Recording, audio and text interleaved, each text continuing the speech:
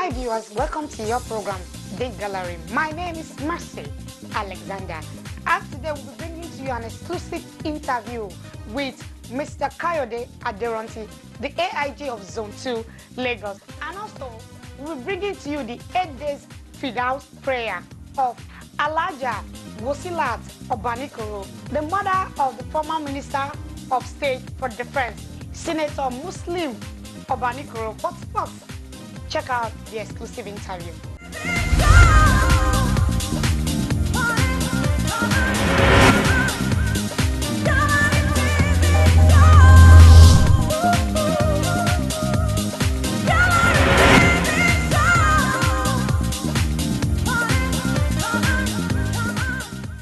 What does your work entail as an AIG? Definitely, I just have to oversee the operation of the waves activities in both Lagos and Ogun State.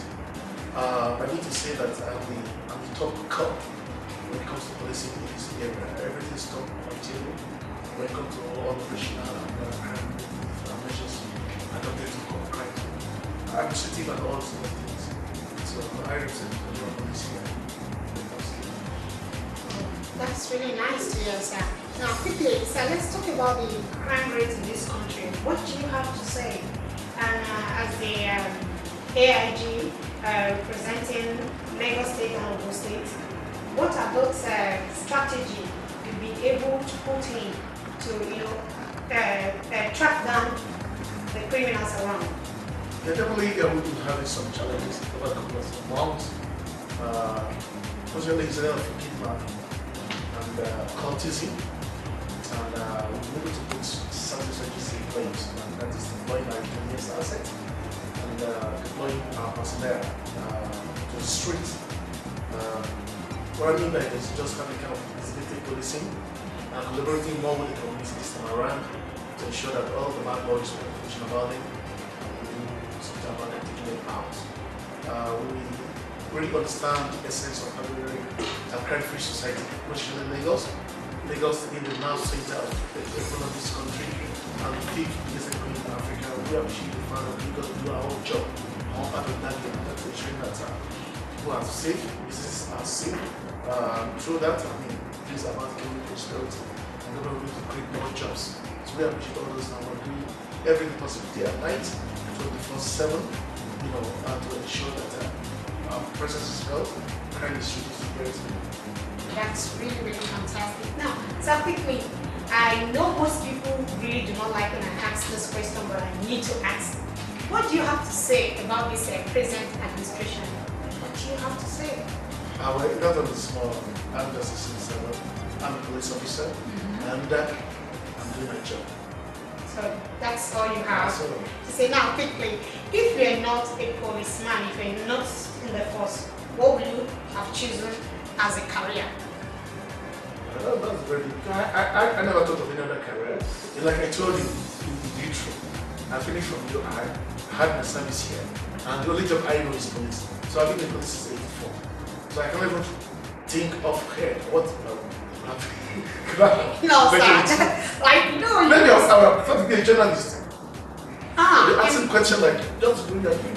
Are you sure about it? Or you just want to keep me public questions? No, sincerely, I'm very sincere. Yeah, you can tell my viewers out there that you love, if you're not a first man, you would have loved to be a journalist. Oh, sure.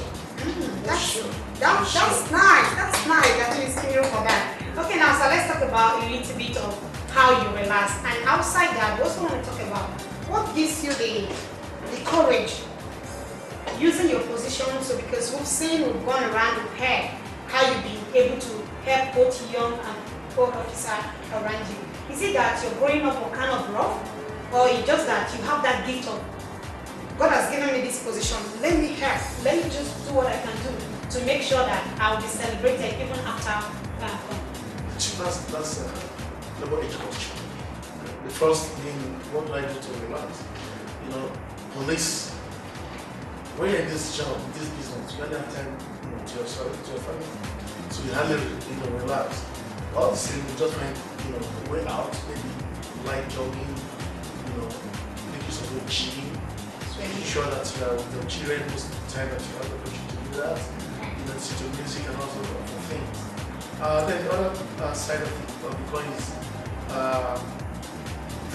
what actually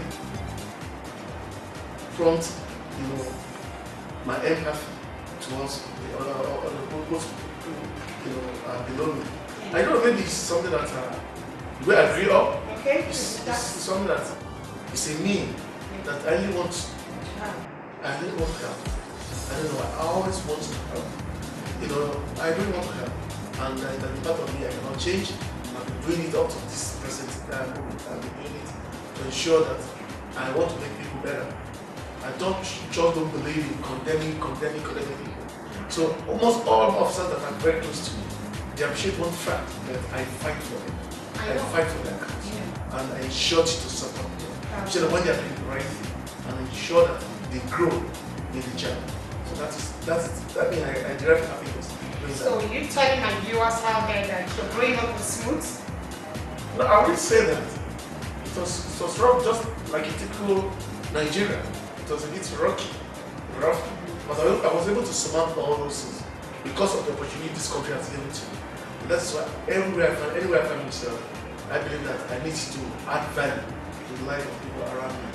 This country has done a great, I was able to mold my personality, and I think I need to give that. And to give that is just allowing other people to grow. Wow, thank you very much, sir. That goes back to the children we discovered, because some time ago, I and my crew, some commissioners, some local government chairmen, we went to one location or the other to discover children who are hawking, probably begging when they're supposed to be in school. And as you know, the primary education is extremely important for an individual. So what you have to, if you are in a position that, what can you do for those children?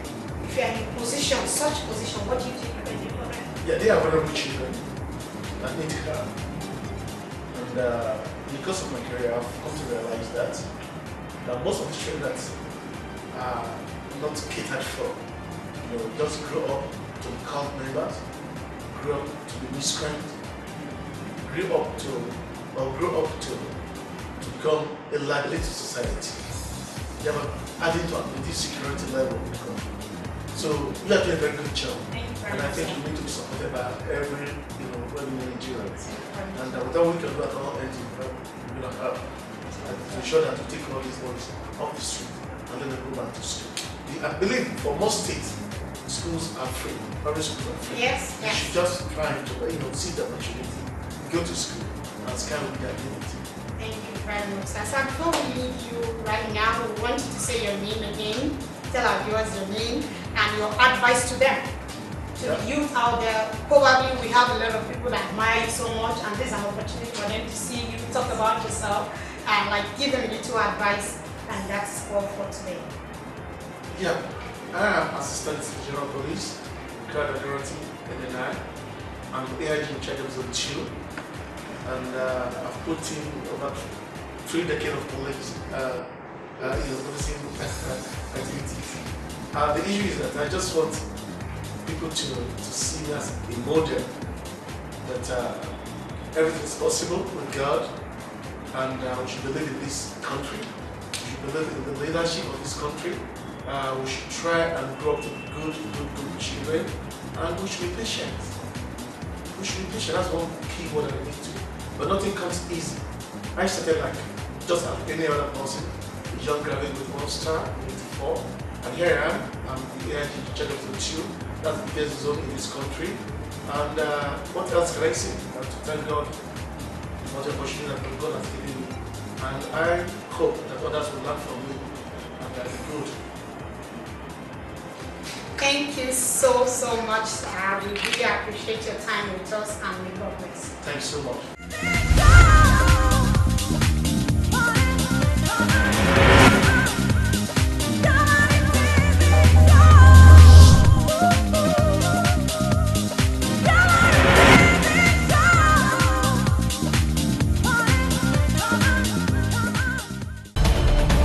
It's a popular saying that children are the leaders of tomorrow. But what happens if the older ones don't prepare them for the future? Today, the gallery crew, as usual, stormed Ikorodu Central to fight for children being used for hawking while they are supposed to be in school. Here is a very pathetic story from a 12-year-old Arinze who was brought from the village by a man who promised to take care of the boy, but finally ends up using him to hawk on the streets while other children are in school preparing for a great future. So is Sophia, who is 10 years old. The grandma brought her all the way from Ibadan after the death of her mom, but the grandma ended up using her for a petty fish trade. With the help of God, using Miss Mercy Osuya and the ES of Ikorodu Central, Mr. Wasiu Adeshino, stepped into the situation. Immediately, Master Arinze and Sophia were admitted into Africa Bethel Primary School in Ikorodu. So please join us in eradicating child hawking and begging in your environment. Welcome back. So now let's check out the 8 days feed out prayer. The 8-day Fidel prayer for the late Alhaja Wasilat Obanikoro, mother of the former Minister of State for Defense, Senator Musuliu Obanikoro, was held on Saturday, June 10th at the Event Center in Oneru. Late Alhaja Wasilat Obanikoro died at age 95. The number of eminent Nigerians, a mammoth crowd at the burial, displayed the eminence of the illustrious Obanikoro's family of Lagos.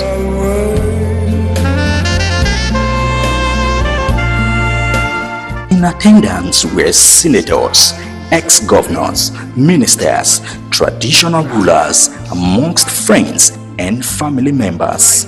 The gallery crew were there to bring you a glimpse of what actually went down.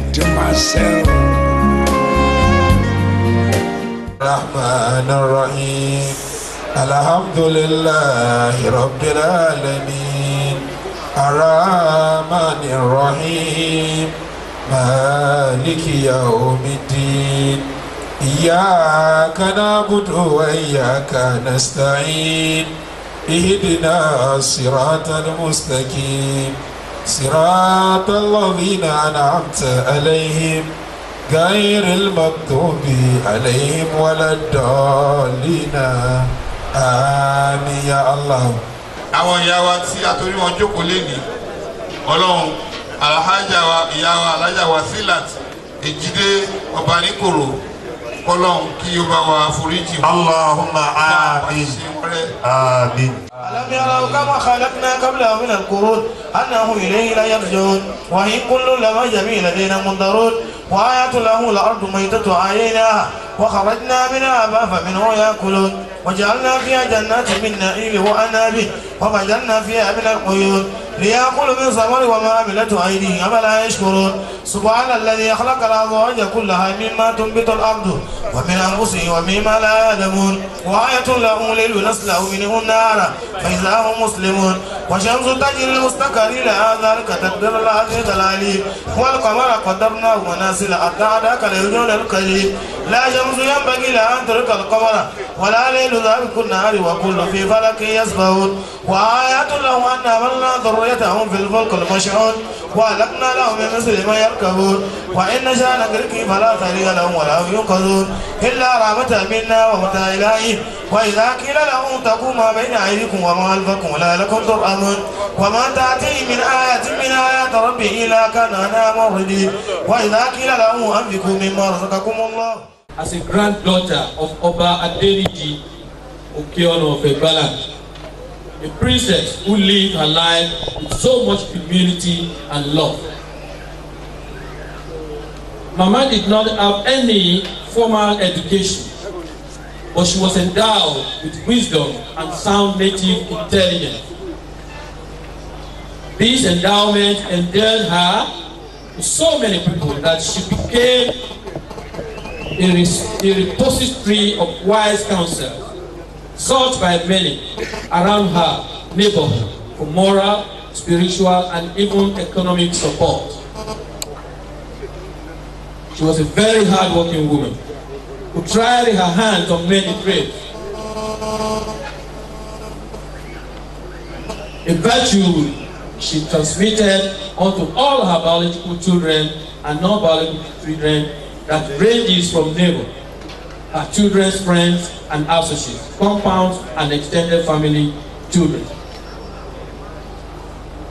Mama Ejide was a devout Muslim who spent a great deal of her adult life in the propagation of Islam through her active activities and involvement with several Muslim women groups.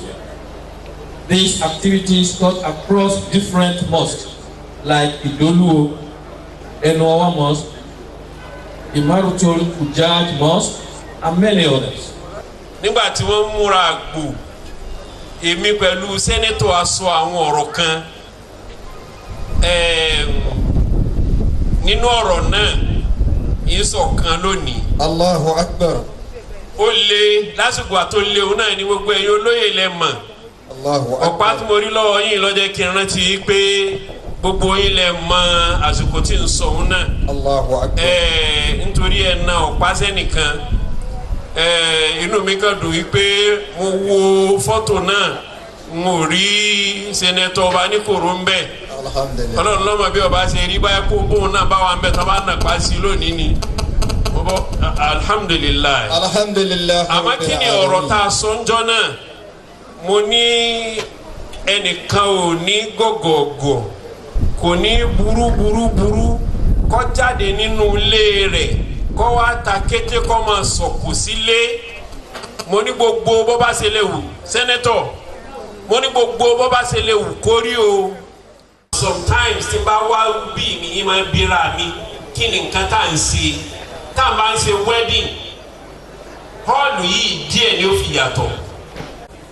So basically ẹni tó bá wọlé tí ò mọ nǹkan tó ṣẹlẹ̀ a week ago tó bá bá wa ń bì the first thing tí ó béèrè ni pé kí ni wọ́n ń ṣe. Wọ́n ṣẹ̀ṣẹ̀ wá sọ fún yín pé èèyàn ló kú wọ́n wá ń ṣe jọ́mẹ́jọ wọ́n ń ṣe fìdáwò fún un. Kò sí àpẹẹrẹ ẹ̀dárò láàrin wa lára wa báyìí àdárò ẹ̀ tó kú.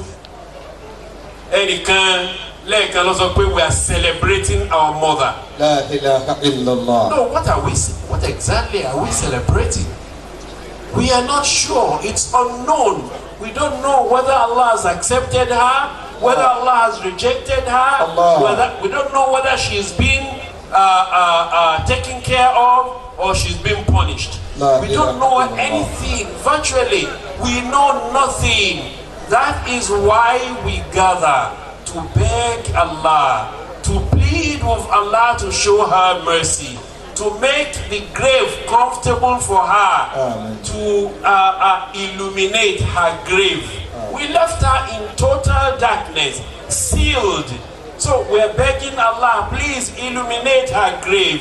You know, that place is very, very, very hollow and shallow. We are begging Allah to widen it. That place, there is no companionship. We are begging Allah. That's why we are gathered here. And that is why, as far as I'm concerned, as far as Islam is concerned, we are not celebrating. Today, I don't know what to say, other than to say thank you to everybody present here today. I will start from my own Babawa, the Chief Imam, the Grand Kadi of Lagos State. Baba mo dúpẹ́ pọ̀ lọ́wọ́ yín. Baba méjì ni mo ní ìjókòó mi. One, the Chief Missioner of Anwaru Islam, who is my biological father, and the Chief Missioner of Ansarudeen. I think he has left because that is where my own dad belonged when he was alive. I want to thank all of you. Until the chief imam of Epe, Badagry, chief imam Badabi Amina. Amina is not here. Okay, as represented. And Baba Mujitaba, Baba Watibetipe, and Aburo Mimite, Professor A, I thank all of you for the officiating today. Let me now proceed and thank Kabiyesi Olowo Eko Baba Fuad. Our fathers, the white cap chiefs are all here. The Erelu of Lagos is also here. My two friends, Obas, personal friend, and my father, Oba, Alhaji Oba Amzat. I think it's done. But my two friends, Obas, are here. Oba Sabe and Oba Elerimo, and my whole worthy brother Omo Eko Pataki, the immediate governor of Lagos State and the present minister of works, housing and power, who also took time out of his busy schedule to, anyway, I'm not surprised because my mother is supposed to be his grandmother too, because my mom and his father's mom were very close when she was alive. So I'm not surprised that he made it here today. I recognize everybody here, and I can't begin to mention my friends' names. I thank all of you for finding time to come here today.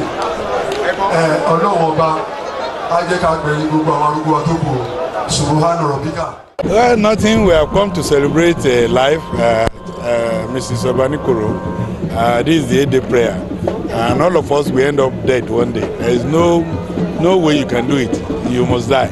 And for somebody who has spent 95 years, she's worth celebrating. Well, the turnout, I think Bama is well celebrated. You can see the turnout, very impressive. So that has to do with the children of Mama, the children Mama left behind. So we thank God for her life.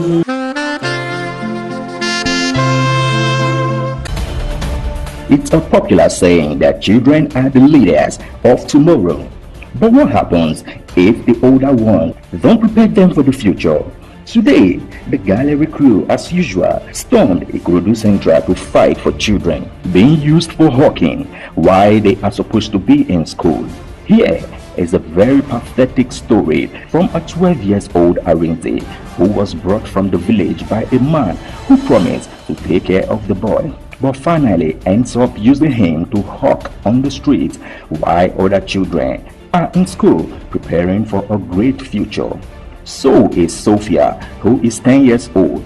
The grandma brought her all the way from Ibadan after the death of her mom, but the grandma ended up using her for a petty fish trade. With the help of God, using Miss Mercy Osuya and the ES of Ikorodu Central, Mr. Wasiu Adeshino, stepped into the situation. Immediately, Master Arinze and Sophia were admitted into Africa Bethel Primary School in Ikorodu. So please join us in eradicating child hawking and begging in your environment.